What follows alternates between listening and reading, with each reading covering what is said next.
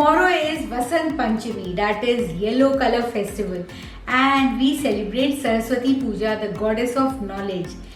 And we wear everything yellow in color. See, I'm wearing a yellow color dress, can you see? So I have also prepared a beautiful yellow color dish. It's a Keto Kheeranand. Well, you must be thinking, Kheer I've heard. What about Kheeranand? What is it?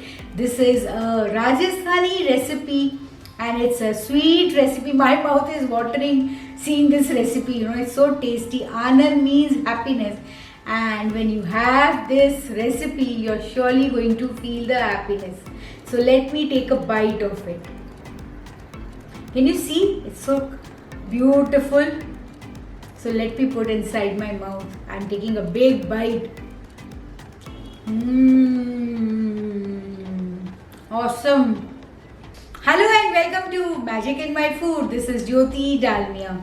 So let's begin with the lovely Rajasthani recipe. Yes, but in a keto form. Keto Kheeranand.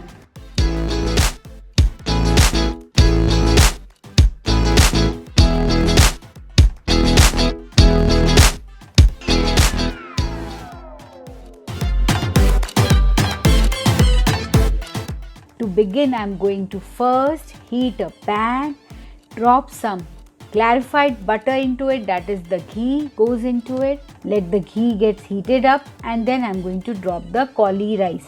This cauli-rice is just nothing but pulsed or chopped or grated cauliflower florets. Just saute it a bit so that it gets perfectly coated with the ghee.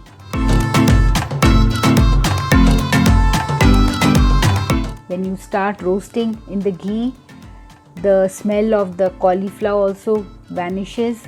That is the main reason we roast it in the ghee. And now I'm going to cover and cook for 5 minutes.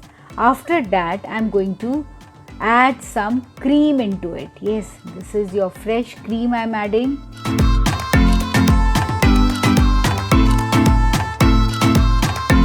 Give it a magic mix and let it cook. Stir it in between. Do this work in low to medium flame. Let it get thickened up. Cover and cook for 5 minutes. This will enhance the process. And see, it has started thickening. Can you see? I've used the non-stick pan so it won't get burnt. Here I am dropping some slivers of almonds into it. You can also fry the almonds and then put it inside, but I wanted to add it like this only. Dropping some cardamom powder, crushed cardamom powder into it. Now I am going to add some nutmeg. So I am not using the nutmeg powder. This is the nutmeg seed which I am going to just grate it with a fine grater so that the flavor comes out more awesomely, you can say. This is the fresh nutmeg. I am grinding through a grater. A little bit is required. This would give a lovely flavor to this.